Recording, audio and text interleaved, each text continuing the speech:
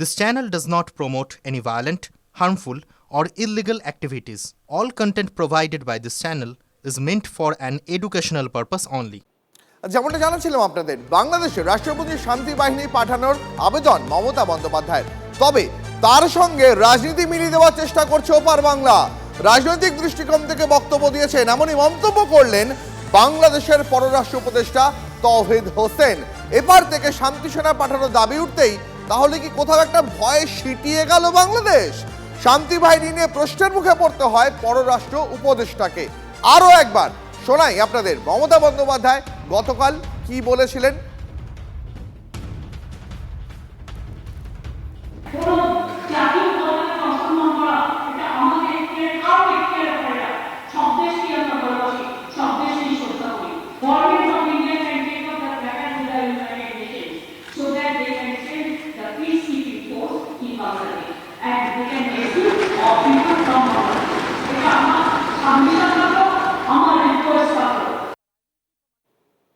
মুখ্যমন্ত্রী মমতা বন্দ্যোপাধ্যায় তিনি বাংলাদেশে শান্তি বাহিনী পাঠানোর পক্ষে সওয়াল করেন, আর তিনি সওয়াল করতেই ভয়ে সিটিয়ে গেল বাংলাদেশ।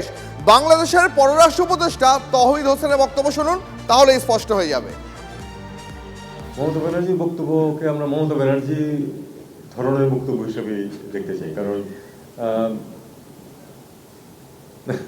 উনি এই বক্তব্য কেন দিলেন এটা আমি ঠিক বুঝতে পারছি না। এটা তার যে ইলেকটোরেট সেটা আমি জানি। কাজে আমি ব্যক্তিগতভাবে মনে করি যে এটা তার জন্য খুব সঠিক পদক্ষেপ না রাজনৈতিক দৃষ্টিকোণ থেকে।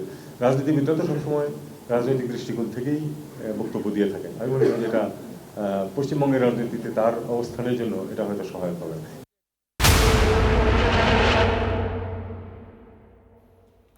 জানেন তো, বাংলা একটা কথা রয়েছে, বজ্র আঁটুনি ফসকা গেরো। ভারত ও বাংলাদেশ সীমান্তের বর্তমান অবস্থাটা ঠিক তেমনই বলছেন সীমান্ত লাগোয়া এলাকার বাসিন্দারা। বাংলাদেশে জ্বলছে, এই পরিস্থিতিতে অনুপ্রবেশ ঘটলে এপারের পরিস্থিতিও অশান্ত যে হবে না তার কোনো নিশ্চয়তা কি রয়েছে? বিএসএফ একটা ড্রোন ফুটেজ প্রকাশ করেছে, যাতে দেখা যাচ্ছে কিভাবে ওপার থেকে এপারে আসছে বাংলাদেশিরা। দুই বাংলার সীমান্ত কতটা অরক্ষিত, এবার সেই তথ্যই দেব আপনাদের।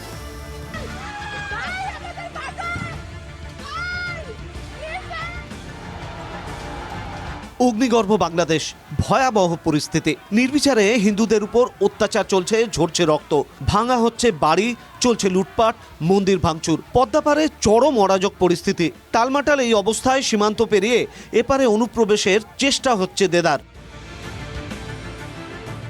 ড্রোন দিয়ে তল্লাশি চালাচ্ছে বিএসএফ। এই এক সপ্তাহে শুধুমাত্র দক্ষিণবঙ্গ ফ্রন্টিয়ারে সীমান্ত দিয়ে ভারতে ঢুকতে গিয়ে ধরা পড়েছেন 804 জন, যার মধ্যে 712 জন বাংলাদেশি, ভারতীয় নাগরিক 92 জন। একই ছবি উত্তরবঙ্গ ফ্রন্টিয়ারেও।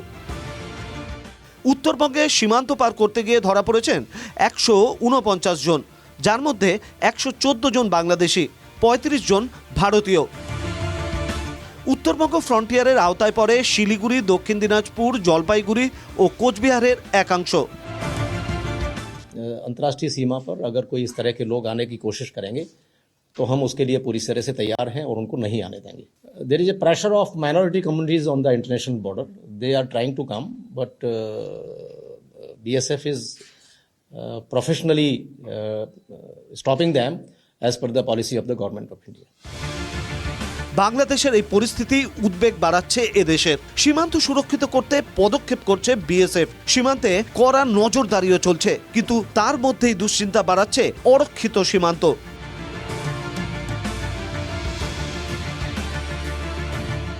উত্তরবঙ্গ ও দক্ষিণবঙ্গ ফ্রন্টিয়ারের অধীনে বাংলাদেশ সীমান্ত 2217 কিলোমিটার, যার মধ্যে দক্ষিণ ফ্রন্টিয়ারের অধীনে স্থল সীমান্ত 913.324 কিলোমিটার, জল সীমান্ত 363.930 কিলোমিটার।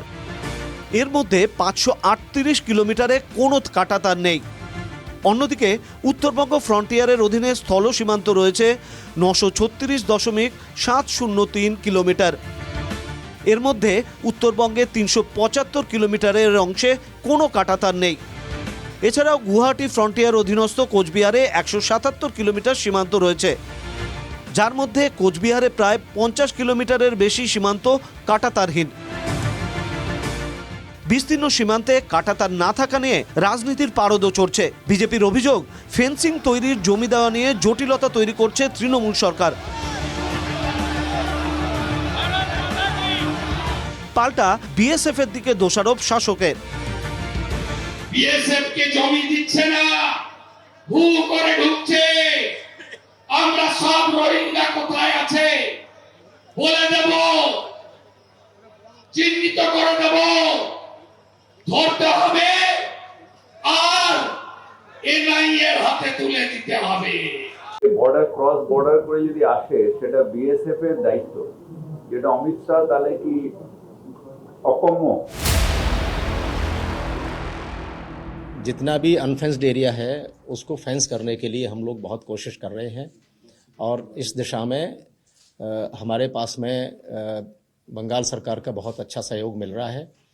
जहाँ पे फेंसिंग नहीं है वहाँ पे लैंड एक्विजिशन हो रहा है और हम जल्दी से जल्दी वहाँ पे फांसी देवा के आसपास भी हमने काफ़ी अनफेंस्ड एरिया को प्लग कर दिया है और बनेश्वर जोत में फुलवाड़ी में काफ़ी लंबा गैप है, वहाँ भी हमने फेंसिंग लगा दी है।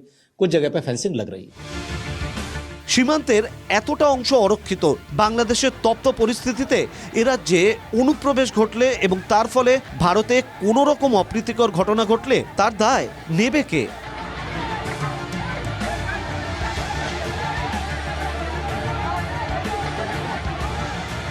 সব মিলিয়ে বিপাকে বিএসএফ এর জওয়ানরা। এই বিশাল অরক্ষিত এলাকাকে কিভাবে সামলাবেন এই বাংলাদেশের অশান্ত পরিস্থিতির সময়, সেটাই এখন চিন্তা তাদের কাছে। ক্যামেরায় অর্ঘ্য চট্টোপাধ্যায়ের সঙ্গে সায়ন্ত ভট্টাচার্য, টিভি9 বাংলা, কলকাতা।